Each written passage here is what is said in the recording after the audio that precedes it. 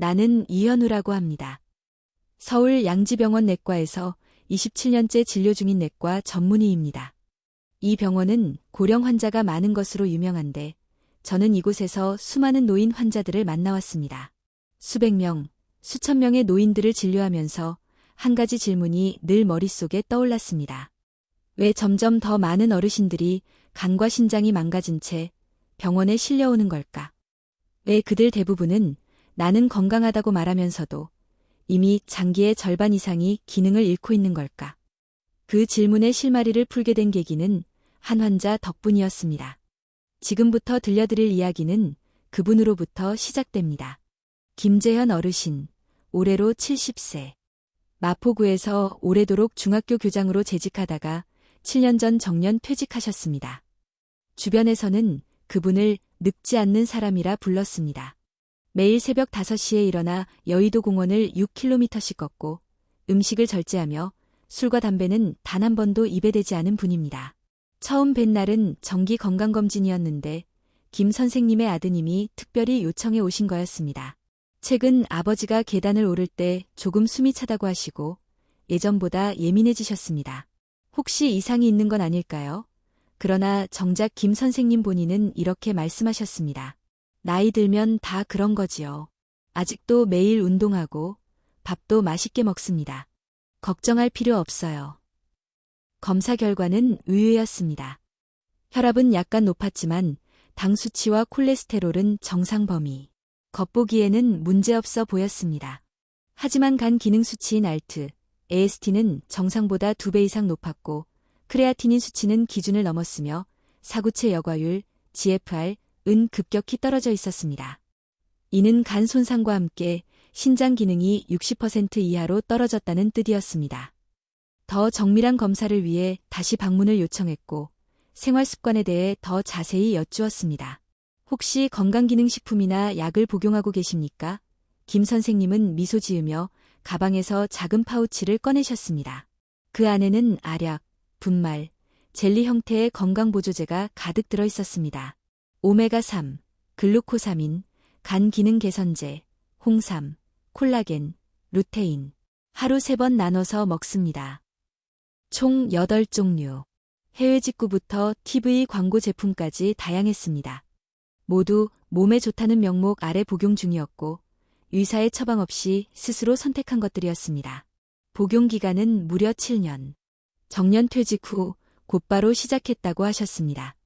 저는 그 순간 마음이 무거워졌습니다.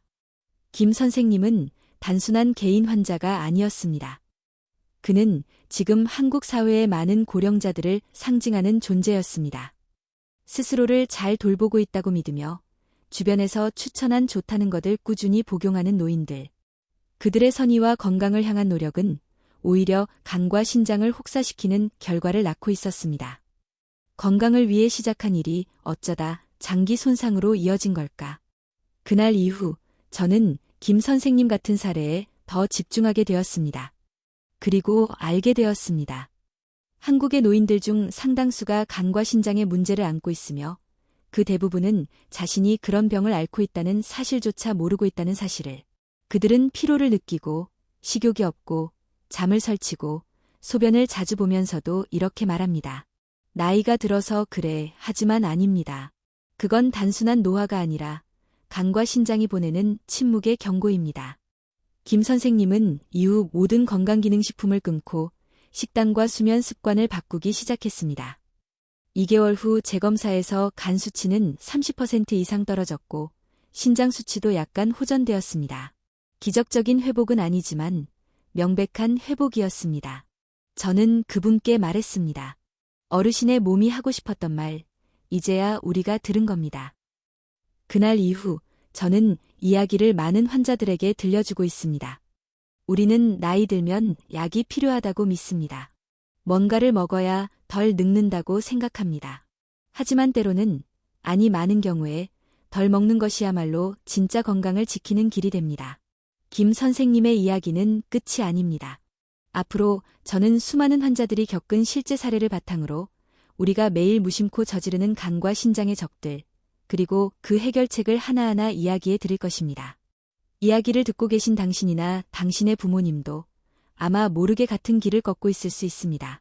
그래서 지금부터 펼쳐질 2부, 3부, 그리고 그 이후의 이야기들은 단지 정보 전달을 넘어 우리가 왜 나이 들수록 더 적게, 더 천천히, 더 정확하게 살아야 하는지를 보여주는 여정이 될 것입니다. 지금이 바로 그 첫걸음입니다. 김재현 선생님의 사례는 단순한 외회가 아니었습니다. 그날 이후 저는 진료실에 들어오는 모든 고령 환자들의 작은 신호에도 더 민감해졌습니다. 피곤하다고 말하는 환자, 식욕이 줄었다는 환자, 밤에 자주 깬다는 환자, 다리가 붓는다는 환자들, 모두가 말합니다. 그냥 나이가 들어서 그런 거예요. 그 말은 익숙합니다. 어릴 적 저희 어머니도, 외할머니도 그렇게 말씀하셨던 기억이 납니다. 하지만 이제는 알 수 있습니다. 그 노화라는 말 속에는 우리가 놓치고 있는 중요한 단서들이 숨어 있다는 것을. 한국은 지금 전 세계에서 가장 빠르게 고령화가 진행되고 있는 나라입니다. 평균 수명은 길어졌지만 건강 수명은 그만큼 따라오지 못하고 있습니다. 2022년 기준 한국인의 평균 수명은 83.6세지만 스스로 일상생활을 온전히 영위할 수 있는 건강 수명은 73.1세에 그칩니다. 즉, 대다수의 한국인은 인생의 마지막 10년을 각종 만성질환, 약물 의존, 수면장애, 만성 피로와 함께 보내고 있다는 뜻입니다. 특히 간과 신장 문제는 초기 증상이 거의 없어 더 위험합니다. 혈압처럼 수치로 느껴지지도 않고 당뇨처럼 뚜렷한 갈증이나 소변 변화가 바로 나타나지도 않기에 대부분은 병이 상당히 진행된 뒤에야 인지합니다. 그때가 되면 치료보다 유지 혹은 악화 지연이 목표가 됩니다. 그런데 많은 환자들이 간과 신장의 기능 저하를 단지 노화라고 생각하며 방치하고 있다는 사실은 우리 사회가 그만큼 이 문제에 대해 정확히 이해하지 못하고 있다는 반증입니다. 더 큰 문제는 바로 이 착각이 다른 위험한 선택으로 이어진다는 점입니다. 예를 들어 설명하겠습니다. 김 선생님처럼 일상생활이 가능한 수준의 피로, 수면장애, 소화불량 등을 경험한 환자들은 병원에 오기보다는 약국이나 홈쇼핑, 인터넷을 통해 간 기능 개선제, 피로회복제, 신장 건강 보조제 등을 구매합니다. TV에서 봤다, 지인이 좋다고 했다, 병원에 갈 정도는 아니다 라는 이유로 자신에게 맞는지 필요한지조차 확인하지 않은 채 복용을 시작합니다. 결국 간은 이러한 다양한 물질들을 해독하고 분해하느라 본래의 기능을 다하지 못하게 됩니다. 신장은 그 대사산물들을 걸러내기 위해 쉬지 않고 가동되며 결과적으로 더 빠르게 기능이 저하됩니다. 마치 먼지가 가득 낀 에어컨 필터를 청소하지 않고 매일 돌리는 것과 같습니다. 냉기는 약해지고 소음은 커지고 결국은 고장이 납니다. 물론 노화 자체는 누구에게나 자연스럽게 찾아옵니다. 하지만 그 노화가 반드시 피로감, 불면, 소화불량, 무기력, 체중 감소, 피부 트러블 등으로 연결되어야 하는 것은 아닙니다. 이러한 증상이 반복된다면 그것은 단순히 나이 탓이 아니라 내 몸이 무언가를 신호하고 있다는 의미입니다. 실제로 최근 발표된 보건복지부 자료에 따르면 65세 이상 고령자 중 약 38%가 간 기능 이상을 겪고 있으며 이 중 70% 이상은 병원 진료를 받지 않고 있는 것으로 나타났습니다. 또 신장 기능 저하를 나타내는 GFR 수치가 정상 이하로 측정되는 사람은 전체 고령자의 42%에 달합니다. 이 숫자는 단순한 통계가 아닙니다. 바로 우리 부모님 혹은 우리의 미래일 수 있습니다. 이러한 건강의 저하가 느리게 그리고 조용히 찾아온다는 점에서 많은 고령자들은 병원 방문을 미루고 대신 자신의 감각과 주변 사람들의 말을 더 신뢰합니다. 김치 먹으면 괜찮다더라. 홍삼이 피로에 좋다던데. 나보다 더 아픈 사람도 있는데 이 정도는 아무것도 아니지. 하지만 그 사이 몸속의 간세포와 신장세포들은 점점 기능을 잃어가고 있습니다. 또한 고령자의 경우 한 가지 질환이 생기면 그로 인해 다른 장기가 연쇄적으로 영향을 받는 경우가 많습니다. 예를 들어 신장 기능이 저하되면 체내 노폐물이 축적되고 이는 간의 대사 부담을 증가시키며 나아가 심혈관계, 면역계까지 영향을 줄 수 있습니다. 그 결과 피로감은 배가 되고 기억력은 떨어지며 삶의 질은 급격히 하락합니다.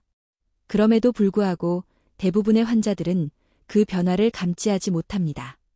왜냐하면 증상이 명확하지 않기 때문입니다. 어제보다 조금 더 피곤한 것 같고 입맛이 약간 줄었을 뿐입니다. 그 정도는 누구나 느끼는 거라고 생각합니다.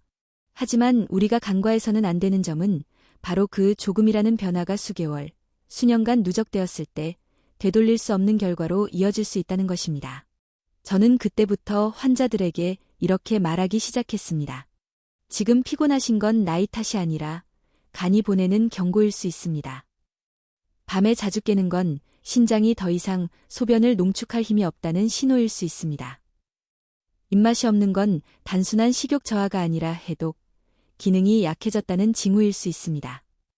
그렇게 질문을 바꾸면 환자들의 표정도 달라집니다. 그런 생각은 해본 적이 없네요. 단순히 늙었다고 생각했어요. 다들 그런 줄 알았어요. 그래서 저는 말합니다. 나이 들었다고 해서 다 같은 증상을 겪는 것은 아닙니다. 하지만 간과 신장이 약해지면 누구나 같은 길을 걷게 됩니다. 이제 우리에게 필요한 건 두려움이 아닙니다. 필요한 건 자기 몸을 관찰하는 능력입니다. 그리고 바로 그 능력이 건강한 노후를 결정짓는 첫 번째 열쇠입니다. 다음 장에서는 우리가 일상에서 무심코 반복하고 있는 간과 신장을 망치는 5가지 실수를 하나씩 짚어보려 합니다. 이 실수들을 이해하고 피하는 것만으로도 여러분의 건강은 완전히 달라질 수 있습니다. 그리고 그 변화는 단순히 병을 예방하는 것을 넘어 삶의 질 자체를 바꾸는 출발점이 될 것입니다. 앞선 이야기에서 우리는 노화라고 여겼던 수많은 증상들이 사실 간과 신장의 기능 저하에서 비롯될 수 있다는 가능성을 살펴보았습니다. 하지만 왜 하필 간과 신장이 중요한 것일까요? 그저 몸의 일부일 뿐인 이 두 기관이 왜 고령자의 건강을 좌우한다고 말할 수 있을까요? 이 질문에 답하기 위해선 간과 신장이 우리 몸에서 어떤 역할을 하는지를 정확히 이해해야 합니다. 이 두 기관은 각각 독립적인 기능을 수행하면서도 서로 긴밀하게 연결되어 인체 내 생리적 균형을 유지하는 데 핵심적인 역할을 합니다. 간은 우리 몸의 해독 공장이라 불리며 신체에 들어오는 모든 외부 물질, 음식, 약물, 화학물질, 대기 오염물 등을 분해하고 해독합니다. 이 과정에서 간은 수백 가지 효소를 동원하여 물질을 무독화시키고 필요에 따라 다시 합성하거나 배출 가능한 형태로 전환합니다. 또한 간은 영양소의 대사와 저장에도 관여합니다. 우리가 섭취한 탄수화물, 단백질, 지방은 간에서 포도당으로 전환되어 에너지로 사용되거나 필요에 따라 글리코겐의 형태로 저장됩니다. 간은 또한 혈액 응고에 필요한 단백질을 생성하고 면역 기능에도 일정 역할을 하며 신체 전반의 항상성을 유지하는 데 있어 핵심적인 중추기관입니다. 하지만 이처럼 많은 기능을 수행하는 간에는 고통을 감지하는 통증 수용체가 거의 없습니다. 다시 말해 간이 심각하게 손상되기 전까지는 뚜렷한 증상이 나타나지 않는다는 것입니다. 그렇기 때문에 조용한 장기라는 별칭이 붙었습니다. 실제로 많은 환자들이 간경변증이나 간암 진단을 받을 때까지 아무 증상도 없었다고 말합니다. 신장 역시 조용한 일꾼입니다. 하루에도 180m에 달하는 혈액을 걸러내며 노폐물을 소변으로 배출하는 역할을 합니다. 신장은 단순히 배출기관이 아닙니다. 전해질 균형을 유지하고 혈압을 조절하며 적혈구 생성을 유도하는 에리트로포이에틴 호르몬을 분비합니다. 또한 체내 수분량을 정밀하게 조절해 부종과 탈수를 예방하는 역할도 수행합니다. 문제는 이 두 기관이 모두 침묵 속에서 일한다는 점입니다. 신장도 간과 마찬가지로 일정 수준 이상 손상이 되기 전까지는 특별한 증상을 나타내지 않습니다. 초기에는 다소 피곤하거나 소변 횟수가 늘거나 줄 수 있지만 대부분은 일시적인 변화로 치부되고 맙니다.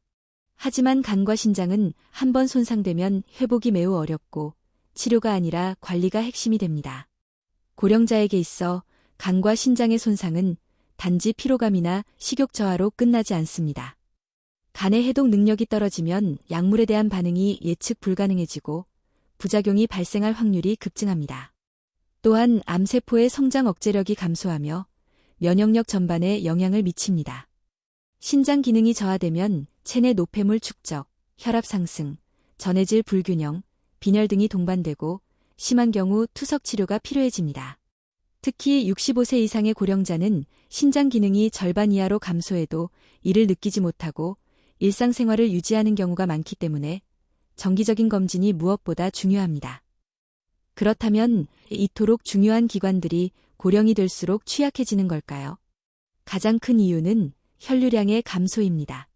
나이가 들면서 심장 기능이 떨어지고 모세혈관의 탄력이 줄어들면서 간과 신장으로 흐르는 혈액의 양이 줄어듭니다. 이는 고태독과 여과 능력의 저하로 이어집니다. 더불어 세포의 재생 속도도 느려지기 때문에 한번 손상된 조직이 회복되기까지 훨씬 더 많은 시간이 걸립니다. 또 하나의 중요한 요인은 누적된 부담입니다. 수십 년간의 식습관, 약물 사용, 음주, 수면 부족, 스트레스는 간과 신장에 점진적인 손상을 남깁니다. 특히 현대 한국의 생활 패턴은 이 두 기관에 악영향을 주는 요소로 가득합니다. 자극적인 음식, 고염식, 카페인 섭취, 스트레스 중심의 삶은 고령기에 이르러 치명적인 결과로 이어질 수 있습니다. 여기서 반드시 짚고 넘어가야 할 부분은 간과 신장은 몸 전체의 건강 상태를 반영하는 거울이라는 점입니다. 이 기관들이 제 기능을 못하게 되면 몸 전체가 무너집니다. 수면의 질이 떨어지고 기력이 쇠하며 소화 능력이 저하됩니다. 집중력이 낮아지고 기억력이 흐려지며 일상생활의 자율성이 줄어듭니다. 그러다 보면 결국은 약에 의존하게 되고 병원 출입이 잦아지고 삶의 질은 급격히 낮아집니다. 이렇듯 간과 신장은 단순한 장기가 아닙니다.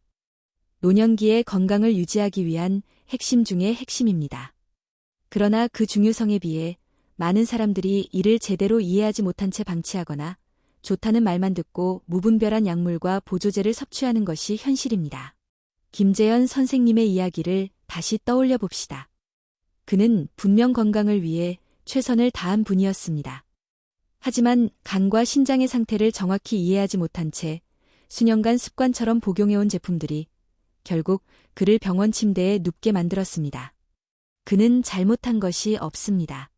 단지 너무 많이 믿었을 뿐입니다. 그 믿음은 약에 대한 것이기도 했지만 동시에 내 몸은 괜찮을 거야라는 자기 확신이기도 했습니다. 이제 우리는 알고 있습니다. 간과 신장은 노년에 가장 먼저 살펴야 할 기관입니다. 눈에 보이지 않는다고 방심하지 말아야 하며 느낌이 없어서 괜찮다는 착각에서 벗어나야 합니다.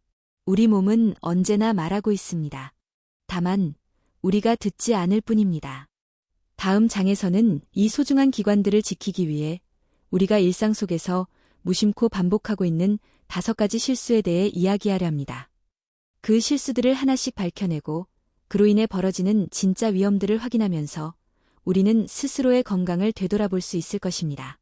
이제 본격적인 탐색이 시작됩니다. 앞선 장에서 우리는 간과 신장이 노년기에 얼마나 중요한 역할을 하며 얼마나 쉽게 그 기능이 저하될 수 있는지를 살펴보았습니다. 그들은 조용히 그러나 끊임없이 우리 몸의 균형을 유지해주는 존재들입니다. 그러나 아이러니컬하게도 많은 사람들이 간과 신장을 해치는 가장 흔한 방법은 건강을 지키기 위해 선택한 것들입니다. 그중 첫 번째가 바로 무분별한 건강기능식품과 보조제의 남용입니다. 김재현 선생님의 사례는 그 대표적인 예였습니다. 그는 하루에 8종류의 건강기능식품을 정기적으로 복용하고 있었습니다. 오메가3, 글루코사민, 콜라겐, 루테인, 홍삼, 간 기능 개선제, 신장 보조제, 유산균. 각각 따로 보면 모두 괜찮아 보이는 제품입니다. 그러나 문제는 이들 모두를 매일, 장기간, 전문의의 지도 없이 자기 판단으로 복용하고 있었다는 점입니다. 건강기능식품은 말 그대로 별표 건강을 유지하는 데 도움을 줄 수 있는 식품 별표입니다. 약이 아닙니다. 질병을 치료하거나 치유하는 효능을 법적으로 보장받은 것이 아닙니다. 그러나 시장에서는 마치 만병통치약처럼 포장되기도 하고 수많은 광고 속에서 노화 방지, 간해독, 피로회복, 신장 강화 등의 문구가 넘쳐납니다. 특히 한국에서는 고령층을 겨냥한 건강식품 시장이 기하급수적으로 성장하고 있습니다.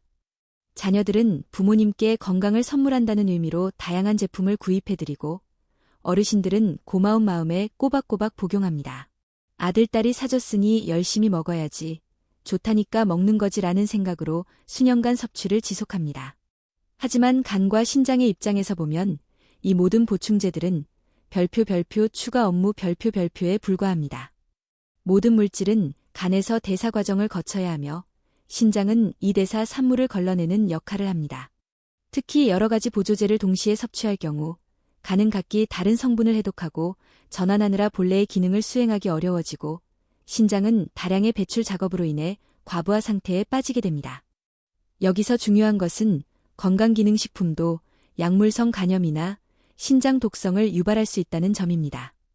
특히 가공 과정에서 첨가된 향료, 보존제, 인공색소 등은 장기간 축적될 경우 독성 작용을 일으킬 수 있습니다.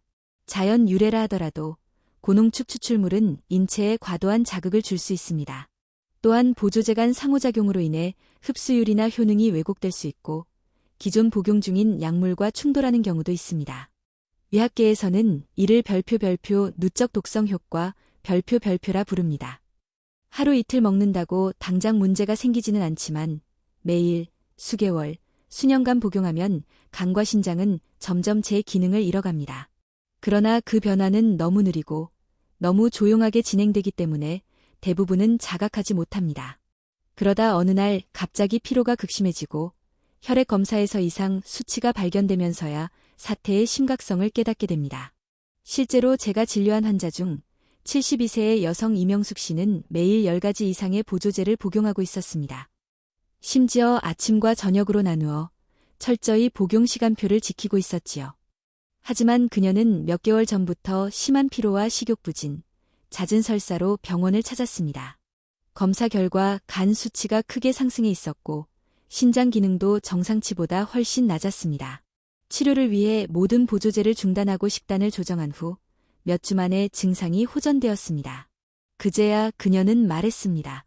나는 몸을 아낀다고 했는데 오히려 무리하게 한 거였네요. 그렇다면 해결책은 무엇일까요? 건강기능식품을 완전히 배제하라는 것이 아닙니다. 다만 다음의 원칙을 반드시 기억해야 합니다. 첫째, 보조제는 필요할 때만 의사의 판단하에 복용해야 합니다. 특정 영양소 결핍이 명확하게 진단되었거나 식이로 보충이 어려운 경우에만 사용해야 하며 반드시 간과 신장 상태를 고려해 용량과 기간을 조절해야 합니다. 둘째, 제품의 종류와 수를 제한해야 합니다. 여러 가지를 동시에 복용할수록 상호작용과 독성 위험이 증가합니다. 가장 기본적인 한두 가지를 선택해 사용하고 일정 주기로 중단하거나 전문가와 상담하는 습관을 들여야 합니다. 셋째, 보충제보다 우선해야 할 것은 자연식입니다. 신선한 채소, 제철 과일, 생선, 견과류, 통곡물 등은 보조제보다 흡수율이 높고 간과 신장에 부담을 덜 줍니다. 식사를 통한 영양 보충이 가장 건강하고 지속 가능한 방식입니다. 김재현 선생님도 이 원칙을 따르며 점차 회복해가고 있습니다. 그는 지금 하루 2끼를 소식 위주로 섭취하고 따뜻한 물을 자주 마시며 필요시에는 의사와 상의 후 보조제를 간헐적으로 섭취하고 있습니다. 이제는 많이 먹는 것보다 잘 먹는 것이 중요하다는 걸 알게 됐습니다. 그분의 말입니다. 우리는 종종 건강을 위해 많은 것을 해야 한다고 생각합니다. 하지만 간혹 건강을 위해 꼭 필요한 것은 하지 않는 것일 수 있습니다.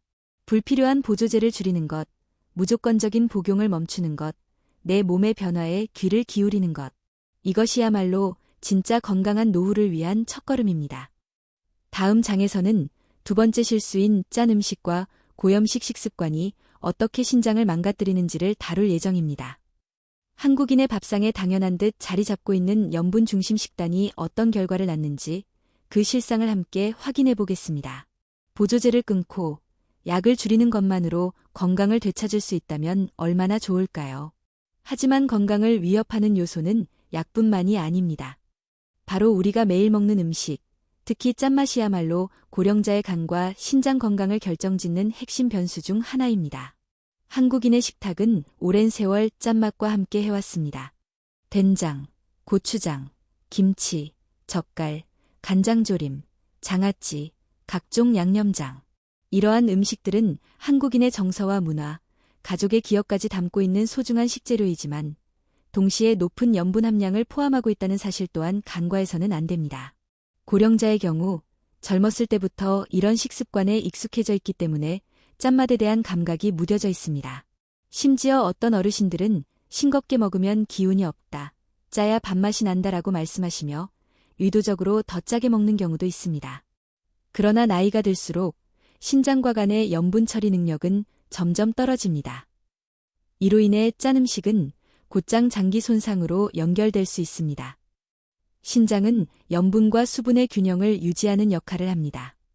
나트륨이 과도하게 섭취되면 이를 희석하기 위해 체내에 수분이 저장되고 결과적으로 혈압이 상승하며 신장에 부하가 걸리게 됩니다. 특히 고령자의 경우 신장의 여과 기능이 젊을 때보다 30에서 40% 낮기 때문에 소금기 하나하나가 부담으로 작용합니다. 또한 짠 음식을 많이 섭취하면 단백뇨, 신장 섬유화, 사구체 손상 등의 문제가 발생할 수 있으며 장기적으로는 만성 신부전으로 이어질 수 있습니다. 이 과정은 아주 느리고 조용하게 진행됩니다. 피로감, 다리 부종, 잦은 소변, 야간 빈뇨, 혈압 상승 등이 나타나지만 많은 어르신들은 이를 단지 나이 탓으로 돌립니다. 간 역시 짠 음식과 무관하지 않습니다.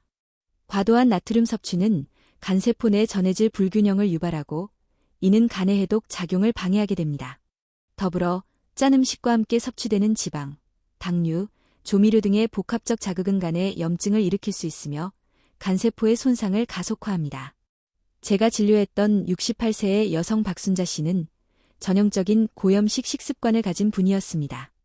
맵기니 김치 두세 종류는 기본이고 간장게장, 멸치볶음, 된장국은 하루도 빠지지 않았습니다.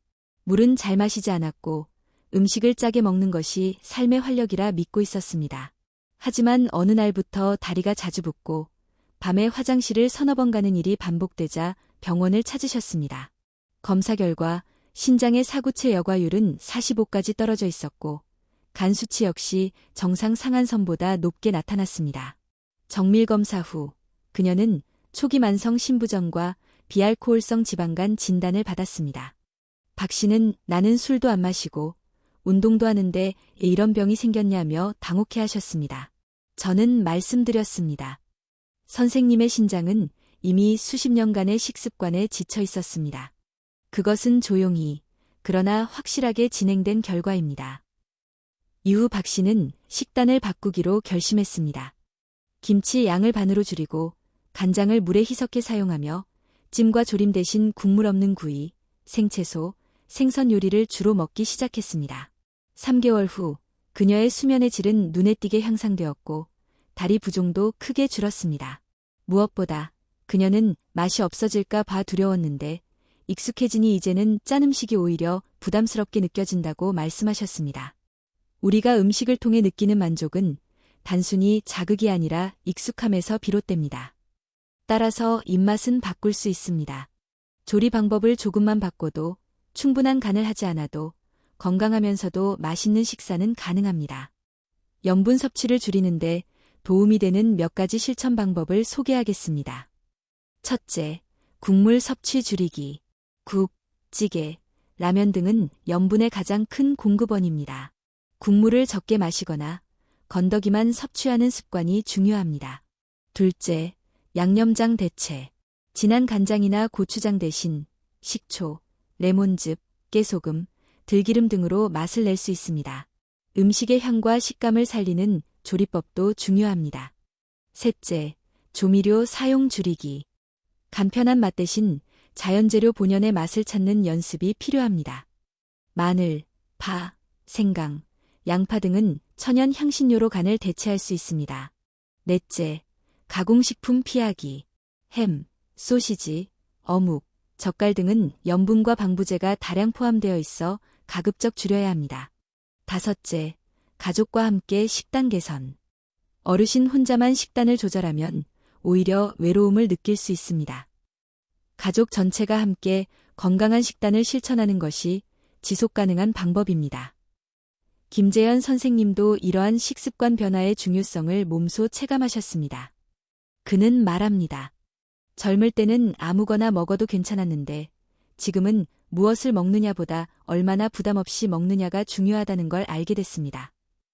우리는 매일 먹는 음식으로 건강을 만들 수도 무너뜨릴 수도 있습니다. 특히 간과 신장이 약해지기 쉬운 고령기에는 그 차이가 더욱 분명하게 드러납니다. 짠맛은 잠깐의 쾌감을 줄 수 있지만 그 대가는 오랜 기간의 침묵 속에 축적되며 언젠가 반드시 신호를 보냅니다. 다음 장에서는 또 하나의 고령자 건강의 적인 물 부족에 대해 이야기해 보겠습니다. 물을 충분히 마시지 않는 습관이 어떻게 신장을 망가뜨리고 노폐물 축적과 전신 피로로 이어지는지 구체적인 사례와 함께 살펴보겠습니다. 박순자 씨의 식습관이 고염식이었다면 또 다른 환자인 정영욱 씨는 물을 거의 마시지 않는 생활을 하고 계셨습니다. 올해 74신 정 씨는 늘 말랐고 식사량도 적었으며 무엇보다 하루에 물을 2컵 이상 마시지 않았습니다. 본인의 말로는 물을 마시면 자꾸 화장실에 가야 해서 귀찮고 밤에 자주 깨게 된다고 했습니다. 겉보기에 그녀는 특별한 질병이 없어 보였습니다. 하지만 병원을 찾은 이유는 잦은 방광염과 허리 통증, 그리고 이상하게도 늘 입이 마르고 기운이 없다는 것이었습니다. 검진 결과 그녀는 양쪽 신장에 작은 결석이 있었고 방광은 만성염증 상태였으며 혈액 내 크레아티닌 수치가 기준치를 넘고 있었습니다. 즉, 신장 기능 저하 초기 단계였습니다. 많은 고령자들이 물을 적게 마시는 것이 몸을 덜 피곤하게 한다고 믿습니다. 특히 밤에 화장실에 자주 가는 것이 싫어서, 요실금이 두려워서, 또는 갈증을 잘 느끼지 않아서 물을 의도적으로 줄이는 경우가 많습니다. 하지만 이는 아주 위험한 오해입니다. 나이가 들수록 몸의 수분 감지 기능이 둔해지기 때문에 갈증이 없다고 해서 체내 수분이 충분하다는 뜻은 아닙니다. 신장은 체내 수분 균형을 조절하는 핵심 장기입니다. 수분이 부족하면 혈액 농도가 진해지고 노폐물이 농축된 채로 신장으로 전달됩니다. 이 상태가 반복되면 결석 형성, 요로 감염, 염증, 나아가 신장 기능 저하로 이어질 수 있습니다. 또한 수분 부족은 전신 피로, 혈압 불균형, 소화장애, 피부 건조, 두통 등의 원인이 되기도 합니다. 간 역시 수분 부족에 영향을 받습니다. 간에서 생성되는 담즙은 지방 소화를 돕고 독소를 배출하는 데 필수적입니다. 그런데 수분이 부족하면 담즙이 농축되어 배출이 원활하지 않고 이로 인해 지방간, 담석증, 간해독 기능 저하 등의 문제가 발생할 수 있습니다. 고령자의 몸은 젊은 사람보다 수분 유지 능력이 떨어집니다. 근육량이 줄어들고 세포 내 수분 함량이 감소하기 때문입니다.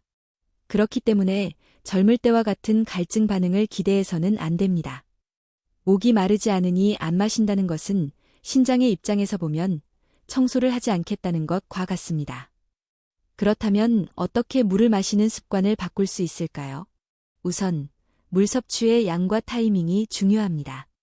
하루에 최소 1.2리터에서 1.5리터 정도의 물을 섭취하는 것이 바람직합니다.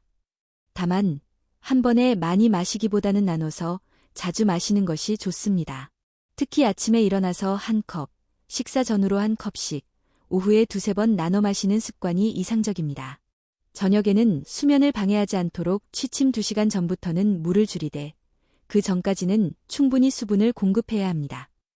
이런 리듬을 익히면 밤중 배뇨의 빈도를 줄이면서도 신장의 부담을 최소화할 수 있습니다. 정영욱 씨는 물을 거의 마시지 않았던 습관을 고치기 위해 처음에는 하루에 작은 물병을 들고 다니며 시간을 정해놓고 한 모금씩 마시는 연습부터 시작하셨습니다. 마시는 것이 습관이 되자 입이 덜 마르고 방광염도 줄었으며 소변의 색이 연해졌습니다. 무엇보다 피로감이 확연히 줄었다고 하셨습니다. 예전에는 늘 멍하고 무거웠는데 요즘은 눈이 맑아진 느낌이에요. 그녀의 말은 물의 힘이 얼마나 중요한지를 잘 보여줍니다. 하지만 물이라면 무엇이든 괜찮은 것은 아닙니다. 많은 어르신들이 커피, 녹차, 탄산음료, 이온음료 등을 물 대신 마시는 경우가 있습니다. 특히 한국에서는 노년층의 믹스커피 섭취 비율이 높은데 이는 오히려 탈수를 유발할 수 있습니다. 카페인은 이뇨 작용을 촉진하여 체내 수분을 배출시키고 설탕과 인공 첨가물은 간해독을 방해합니다. 탄산음료와 이온음료는 당분이 높아 혈당 변동을 유발하고 체내 전해질 균형에 악영향을 줄 수 있습니다. 따라서 가장 좋은 선택은 깨끗한 물입니다.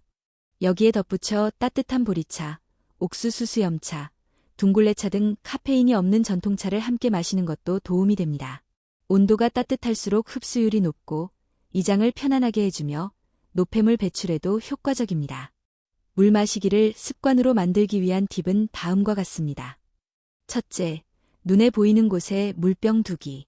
자주 마시려면 먼저 자주 보아야 합니다. 둘째, 식사 외 시간에 마시기. 식사 중에는 소화의 기석을 막기 위해 물 섭취를 제한하고 그 외 시간에 집중적으로 마시는 것이 좋습니다. 셋째, 노년층 특유의 식욕 저하 대응. 식사량이 줄면 음식에서 얻는 수분도 줄기 때문에 음료 섭취가 더욱 중요합니다. 넷째, 가족의 동참. 혼자 실천하면 지속이 어렵기 때문에 가족이 함께 수분 섭취를 챙기고 독려하는 것이 도움이 됩니다. 김재현 선생님도 지금은 매일 아침 따뜻한 물 한 컵으로 하루를 시작하시며 오전과 오후에 각각 500ml씩 물을 나눠 마십니다. 과거에는 물보다 건강보조제, 커피, 홍삼음료를 더 중요하게 여기셨지만 이제는 단순한 물 한 컵이 몸을 살린다고 말씀하십니다. 이제는 입이 마르기 전에 마십니다. 몸이 먼저 반응하더라고요. 노년기의 수분 섭취는 단순히 목을 축이는 것이 아닙니다. 그것은 간과 신장을 위한 응급산소 마스크와도 같습니다. 오늘 하루 당신의 부모님은 얼마나 많은 물을 마셨나요? 그 물이 정말 몸에 도움이 되는 종류였을까요? 다음 장에서는 많은 어르신들이 여전히 무심코 즐기는 술과 카페인, 단 음료가 어떻게 간과 신장을 망가뜨리는지를 이야기할 것입니다. 겉으로는 소소한 기쁨이지만 속으로는 장기를 파괴하는 조용한 독이라는 점을 함께 살펴보겠습니다.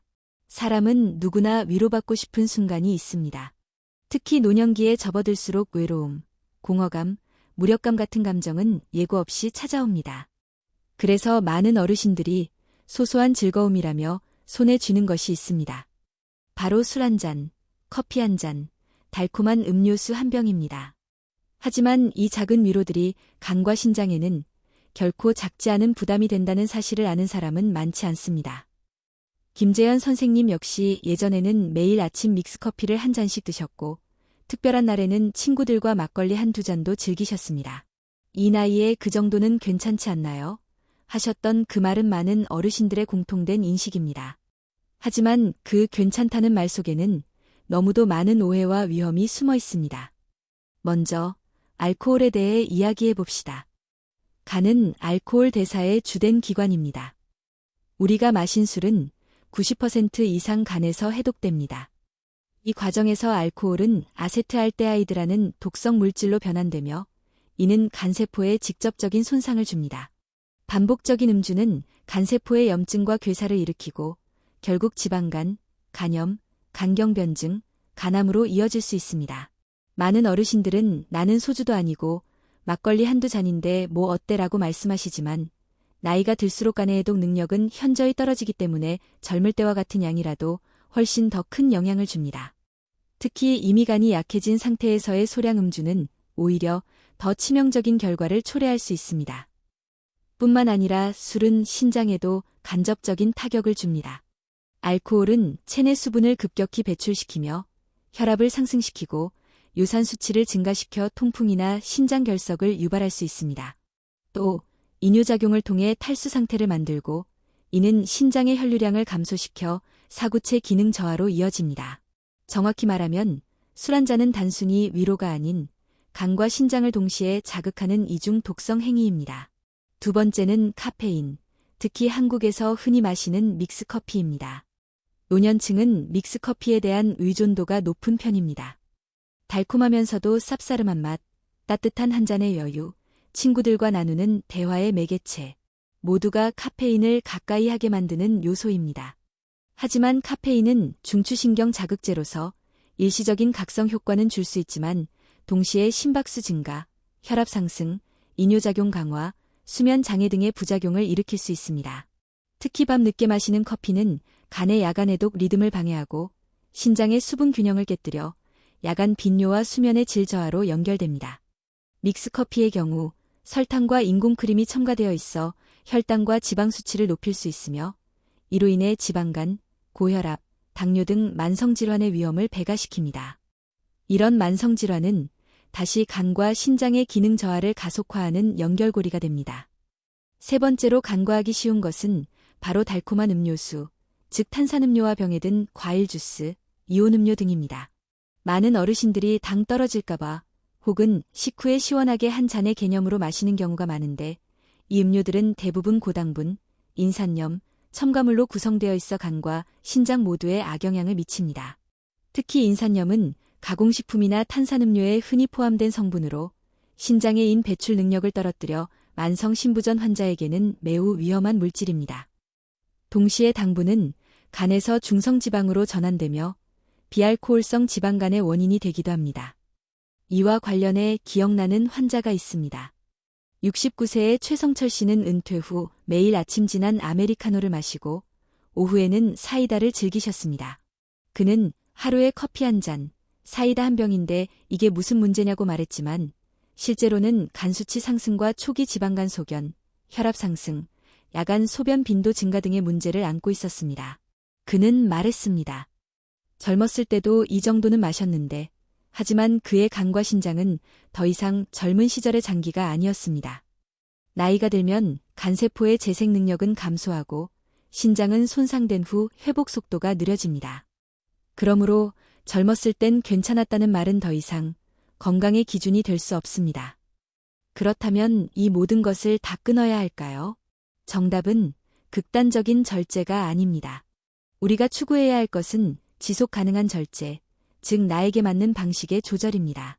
알코올의 경우 주 1회 한 잔 이하, 특히 의사의 진단을 받고 간 수치가 안정적일 때만 허용하는 것이 좋습니다. 커피는 카페인 함량이 낮은 원두 또는 디카페인으로 대체하고 믹스커피는 끊는 것이 바람직합니다. 대신 둥글레차, 옥수수 수염차, 보리차 등 간과 신장에 부담을 주지 않는 전통차를 마시는 습관을 들이는 것이 좋습니다. 탄산음료는 가능한 한물, 천연 주스, 직접 끓인 과일차로 대체하고 병에 든 음료는 반드시 성분표를 확인한 후 섭취량을 조절해야 합니다. 김재현 선생님은 지금 커피 대신 둥글레차를 마시고 특별한 날 외에는 술을 마시지 않습니다. 그는 말합니다. 술, 커피, 달콤한 음료. 젊었을 땐 위로였지만 지금은 유혹입니다. 진짜 위로는 잘 자고 편하게 숨쉬고 가볍게 일어나는 몸에서 옵니다. 이 말처럼 우리는 이제 간과 신장을 위협하는 작은 습관들을 돌아봐야 합니다. 그 습관들이 쌓여 결국 인생 후반기에 건강을 결정짓기 때문입니다. 다음 장에서는 많은 어르신들이 간과하고 있는 또 하나의 실수, 즉 수면 부족과 만성 스트레스가 간과 신장에 어떤 악영향을 미치는지, 그리고 그것이 건강 수명을 어떻게 단축시키는지를 구체적으로 살펴보겠습니다. 고령자와 이야기를 나누다 보면 자주 듣게 되는 말이 있다. 나이 들면 잠이 줄지요. 밤에 자꾸 깨서 자는 것도 포기했어요. 스트레스 받는 것도 이제 익숙해졌어요. 하지만 이런 말들 속에는 간과 신장을 위협하는 침묵의 습관이 숨어 있다. 수면 부족과 만성 스트레스는 단순히 기분을 나쁘게 만드는 정도의 문제가 아니다. 그것은 몸의 깊은 곳, 장기들의 회복과 유지 시스템을 무너뜨리는 행위이다. 간은 밤에 쉬어야 한다. 정확히 말하면 간은 밤 11시부터 새벽 3시 사이에 가장 활발하게 작동한다. 이 시간 동안 간은 낮 동안 축적된 독소를 해독하고 손상된 세포를 회복시키며 새로운 효소와 단백질을 합성한다. 신장도 마찬가지다. 새벽 3시에서 5시, 신장은 체내 수분과 전해질이 균형을 재조정하고 하루 동안 처리한 노폐물 배출을 마무리하는 시간이다. 그런데 이 시간 동안 잠들어 있지 않거나 얕은 잠에 머물러 있다면 간과 신장은 제대로 기능할 수 없다.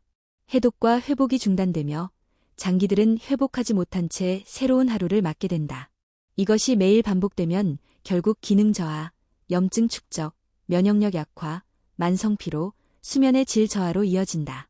실제로 수면 부족이 간 기능에 미치는 영향을 살펴본 여러 연구에서 수면 시간이 5시간 이하인 고령자는 간 효소 수치가 현저히 높고 비알코올성 지방간 발생률도 2배 이상 증가하는 것으로 나타났다.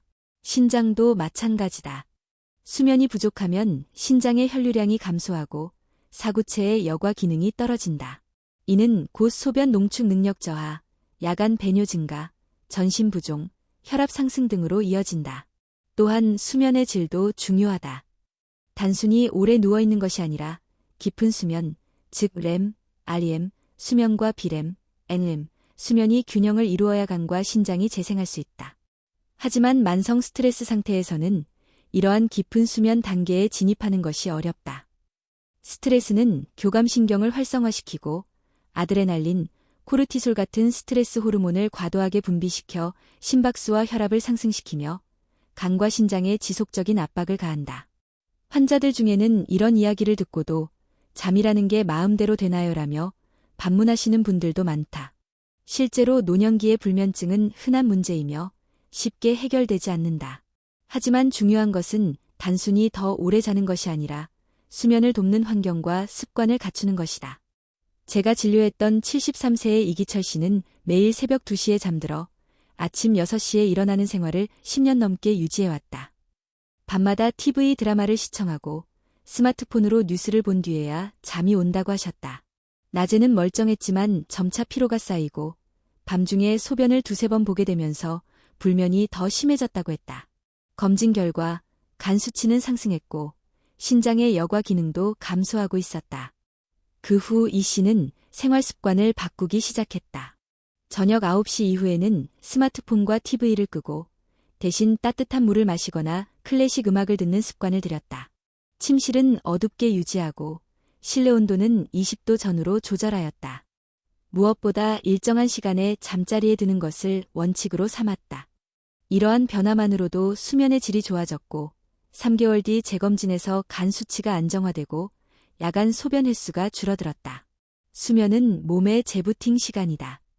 이 시간을 놓치면 간과 신장은 쉬지 못한 채 일을 반복하게 되고 결국엔 피로의 악순환에 빠지게 된다. 그렇다면 어떤 습관이 간과 신장을 위한 좋은 수면을 도울 수 있을까? 첫째, 일정한 시간에 잠자리에 들기. 하루 7시간 수면을 목표로 밤 10시에서 11시 사이에 잠드는 것이 이상적이다. 둘째, 전자기기 사용 제한. 블루라이트는 멜라토닌 분비를 억제하여 수면 유도를 방해한다. 잠자기 최소 1시간 전에는 스마트폰과 TV를 멀리해야 한다. 셋째, 카페인과 술 피하기. 특히 오후 2시 이후에는 커피, 녹차, 콜라 등 카페인이 포함된 음료를 자제해야 하며 술은 수면의 질을 낮춤으로 피하는 것이 좋다. 넷째, 침실 환경 정비. 조도, 온도, 소음, 침구류 상태 등을 점검하여 편안하고 안정적인 수면 환경을 조성해야 한다. 다섯째, 마음의 긴장 푸는 습관. 심호흡, 명상, 스트레칭, 따뜻한 목욕 등이 긴장을 완화하고 수면 유도에 효과적이다. 스트레스 또한 꾸준히 관리해야 한다. 노년기에는 새로운 스트레스가 생기기보다는 해소되지 않은 과거의 감정이 문제를 일으키는 경우가 많다. 배우자의 사망, 사회적 역할 상실, 경제적 불안, 고독감 등은 신체적 증상으로 이어지기 쉽다. 이런 감정들을 억누르지 말고 가족이나 전문가와 나누고 표현하는 것이 필요하다. 말하지 않은 감정은 간에, 풀리지 않은 긴장은 신장에 쌓인다. 김재현 선생님은 지금도 매일 같은 시간에 자고 일어난다. 간단한 스트레칭 후 따뜻한 우엉차를 마시고 클래식 음악을 들으며 마음을 가라앉힌다. 그는 말한다. 몸이 쉬는 것보다 더 중요한 건 마음이 쉬는 겁니다. 마음이 쉴 수 있어야 간도, 신장도 재생하죠. 우리는 흔히 수면을 필요에 따라 줄일 수 있는 시간으로 여기지만 사실 수면은 삶을 연장하는 시간이다. 이 시간 동안 간은 피를 맑게 하고 신장은 노폐물을 씻어낸다. 잠들지 않는 몸은 회복하지 못하고 회복하지 못한 몸은 결국 병든다.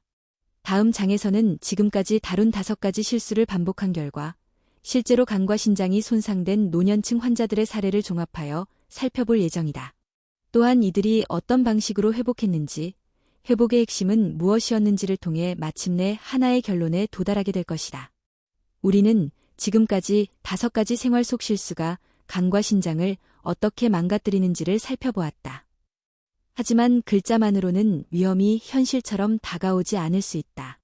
그래서 이 장에서는 실제 환자들의 사례를 통해 우리가 놓치기 쉬운 초기 증상들과 그것이 어떤 결과로 이어졌는지를 구체적으로 보여주고자 한다. 첫 번째는 경기도 용인에 거주하는 71세의 조순희 씨다. 그녀는 어느 날부터 이유 없이 온몸이 가렵고 밤에 특히 심해져 잠을 제대로 잘 수 없었다. 처음엔 단순한 알레르기나 건조한 피부 때문이라 생각해 보습제를 바르고 민간요법을 시도했지만 효과는 없었다. 그러다 다리에 부종이 생기고 피부가 노랗게 변하는 증상이 나타나면서 병원을 찾았다. 정밀검사 결과 조 씨는 신장 기능이 40% 이하로 저하된 상태였고 간에도 지방 축적과 함께해도 효소 수치 이상이 발견되었다. 복용 중이던 여러 건강기능식품이 원인 중 하나였으며 수년간 이어진 고염식 식단과 수분 부족도 크게 작용했다. 그녀는 말했다. 나는 아픈 데가 없다고 생각했어요. 그저 늙어서 여기저기 불편한 줄 알았죠. 두 번째는 서울 마포구의 76세 김성한 씨다. 은퇴 후 매일 아침 짙은 커피 한 잔으로 하루를 시작하고 저녁에는 습관처럼 막걸리 한 사발을 마셨다. 그는 내 인생의 낙이라고 말했지만 최근 들어 갑작스러운 피로와 식욕 저하, 체중 감소를 겪었다. 검사 결과 그는 비알코올성 지방간과 간 기능 저하, 경도 신장 기능 장애 진단을 받았다. 간 수치는 정상의 2배, 신장의 여과율은 나이에 비해 현저히 낮았다. 특히 간 수치는 이전까지는 정상이었으나 불규칙한 수면과 음주, 카페인 과다 섭취로 인해 급격히 악화된 것으로 나타났다. 세 번째는 충청북도 청주에 사는 69세의 이영자 씨다. 그녀는 매일 김치, 젓갈, 장조림 등 고염식 위주의 식사를 했고 물은 거의 마시지 않았다. 물을 마시면 자꾸 화장실에 가야 해서 귀찮다는 이유였다. 평소엔 큰 문제가 없었지만 어느 날 갑작스러운 옆구리 통증으로 응급실을 찾았다. 결과는 양측 신장의 결석, 소변의 단백질과 혈액 검출, 사구체 여과율 35, 즉 중등도 신장 기능 저하 상태였다. 이들은 모두 자신이 병들었다는 사실을 자각하지 못했다. 왜냐하면 간과 신장은 통증을 주지 않는다. 피로, 가려움, 부종, 식욕 저하, 체중 변화, 수면 장애, 기억력 저하 등은 하나하나 보면 흔한 증상이지만 이를 모두 연결해주는 키워드는 간과 신장이다. 간이 해독을 제대로 하지 못하면 피부와 혈액의 독소가 축적되고 신장이 여과를 제대로 하지 못하면 몸의 균형이 무너진다. 이 모든 것이 합쳐질 때 우리는 그것을 노화라고 착각하는 것이다. 하지만 다행히도 이들 모두는 변화의 시점을 맞이했다. 조순희 씨는 모든 보조제를 중단하고 식단을 저염으로 바꾸었으며 매일 1.5리터 이상의 수분을 섭취했다. 동시에 운동량을 조금 늘리고 수면 습관을 조정했다. 4개월 후 피부 가려움은 사라졌고 간 수치와 신장 수치도 안정화되었다. 김성한 씨는 카페인을 줄이고 음주를 끊었으며 매일 밤 10시에 잠자리에 들기 시작했다. 그는 처음엔 불편했지만 몸이 편해지니 마음도 가벼워졌다고 말한다. 현재는 주기적인 검진을 통해 간 기능을 체크하며 균형 잡힌 식단을 유지하고 있다. 이영자 씨는 정기적으로 신장 초음파를 받고 있으며 하루에 6에서 8잔의 따뜻한 물을 나눠 마시는 습관을 들였다. 그녀는 물을 억지로 마시던 때가 있었는데 이젠 자연스럽게 찾게 된다고 말했다. 또한 국물 위주의 식사를 줄이고 신선한 채소와 과일을 자주 섭취하면서 전신 피로도 크게 개선되었다. 이들의 공통점은 깨달음의 시기가 늦지 않았다는 것, 그리고 생활 습관을 바꾼 순간부터 회복이 시작되었다는 것이다. 간과 신장은 우리 몸이 스스로를 회복할 수 있는 마지막 방어선이다. 완전히 망가지기 전에 경고를 보낸다. 문제는 우리가 그 경고를 얼마나 일찍, 그리고 진지하게 받아들이느냐에 달려있다. 나는 진료실에서 자주 말한다. 몸이 아프다는 건 내가 나를 너무 오래 돌보지 않았다는 증거입니다. 노화는 막을 수 없지만 쇠약은 피할 수 있습니다. 지금 몸이 보내는 신호가 있다면 귀 기울여야 한다. 지금까지 5가지 생활 습관의 실수가 반복되고 있다면 멈추고 되돌아봐야 한다. 건강은 어느 날 갑자기 사라지지 않는다. 매일 조금씩, 조용히, 그리고 확실하게 사라진다. 다음 장, 마지막 10부에서는 우리가 배운 것들을 정리하고 건강한 노후를 위한 실천 가능한 삶의 방식을 제안하며 이야기를 마무리하고자 한다. 이제는 단순한 정보가 아니라 당신과 가족을 위한 변화의 결심이 필요한 시점이다. 지금까지 우리는 5가지 생활 속 실수가 간과 신장에 어떤 영향을 미치는지를 살펴보았다. 건강기능식품의 무분별한 남용, 짠 음식 위주의 식습관, 수분 부족, 음료와 알코올의 일상화, 수면 부족과 스트레스. 이 모든 것은 평범하고 익숙한 일상이지만 그것이 반복될 때 간과 신장은 조용히, 그러나 확실하게 무너져간다. 하지만 중요한 것은 그것이 되돌릴 수 있는 변화라는 사실이다. 조순희 씨, 김성한 씨, 이영자 씨처럼 이미 손상이 진행되었더라도 적절한 시기에 멈추고 방향을 바꾸면 간과 신장은 회복의 여지를 가진다.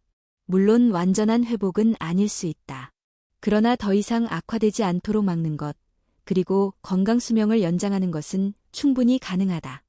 그래서 이제 우리는 묻지 않을 수 없다. 무엇이 진짜 건강인가? 그리고 건강한 노년이란 무엇인가? 많은 사람들은 오래 사는 것이 건강이라고 말한다. 하지만 오래보다 더 중요한 것은 어떻게다. 약 없이도 걷고, 먹고, 잠들고, 웃을 수 있는 삶. 그것이 진정한 의미의 건강한 노년이다. 나는 진료실에서 종종 다음과 같은 질문을 받는다. 의사 선생님, 건강을 유지하려면 뭘 먹어야 하나요? 그때 나는 이렇게 대답한다. 무엇을 먹느냐보다 무엇을 줄이느냐가 더 중요합니다. 건강을 위한 핵심은 덧셈이 아니라 뺄셈이다. 과한 보조제를 줄이고 짠맛을 덜고 자극적인 음료를 멀리하며 밤에는 몸과 마음을 쉬게 해야 한다. 무엇보다 몸의 소리에 민감해지고 작은 변화를 그냥 넘기지 않아야 한다. 이를 위해 실천할 수 있는 몇 가지 원칙을 제안하고자 한다. 첫째, 간과 신장 검진을 6개월에 한 번씩 받는다. 정기적인 혈액검사, 소변검사, 초음파 검사는 장기의 이상을 조기에 발견하는 데 매우 중요하다. 특별한 증상이 없더라도 나이가 들수록 예방적 검사는 필수다. 둘째, 식습관을 간단하게, 그러나 균형 있게 유지한다. 짠 음식, 기름진 음식, 가공식품을 줄이고 신선한 채소와 제철 식재료를 중심으로 식단을 구성한다.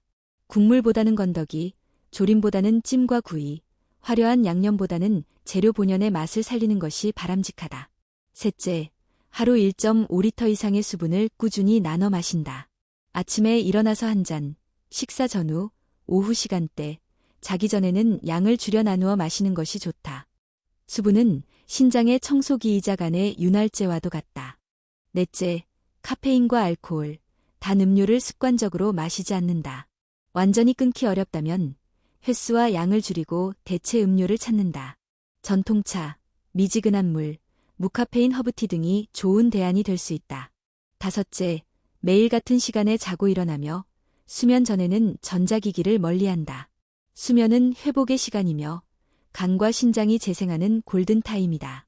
어둡고 조용한 환경을 조성하고 긴장을 완화하는 습관을 들이는 것이 좋다. 여섯째, 스트레스를 받아들이되 그 안에 갇히지 않는다. 노년의 스트레스는 피할 수 없는 감정이지만 그것을 말로 꺼내고 몸으로 풀어내는 것이 중요하다. 대화, 걷기, 취미생활, 호흡훈련 등은 심신에 안정감을 준다. 마지막으로 건강은 의사나 약이 지켜주는 것이 아니라 나 자신의 선택으로 지켜내야 한다는 점을 잊지 말아야 한다. 김재현 선생님은 지금도 매일 아침 따뜻한 물 한 컵으로 하루를 시작하고 점심에는 소식, 저녁에는 간단한 국과 생선 요리로 식사를 마친다. 저녁 10시면 잠자리에 들고 낮에는 근처 공원을 30분 산책한다. 보조제는 하나도 복용하지 않는다. 그는 말한다. 이제야 알겠어요. 건강은 특별한 것이 아니라 소소한 습관을 지키는 일이란 거요. 이제 이야기를 마무리하며 당신께 한 가지 질문을 드리고 싶다. 당신의 간과 신장은 지금 편안한가? 혹시 피곤함, 수면 문제, 소화장애, 잦은 소변, 부종 같은 증상을 당연하다고 여기며 지나치고 있지는 않은가? 만약 그렇다면 오늘 이 이야기가 당신 삶의 방향을 조금 바꿔줄 수 있기를 바란다. 건강은 한순간에 얻어지지 않는다. 매일의 작은 선택이 쌓이고 쌓여 몸을 만들고 삶을 결정짓는다. 노년은 쇠퇴의 시간이 아니다.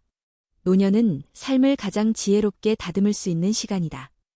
이 시간을 어떻게 보내느냐에 따라 남은 인생은 전혀 다른 풍경이 될 수 있다. 오늘 당신의 식탁, 물 한 잔, 수면 시간, 마음의 평온이 당신의 간과 신장을, 그리고 당신의 미래를 바꾸게 되길 바란다. 이제 이야기의 끝은 당신의 시작이다.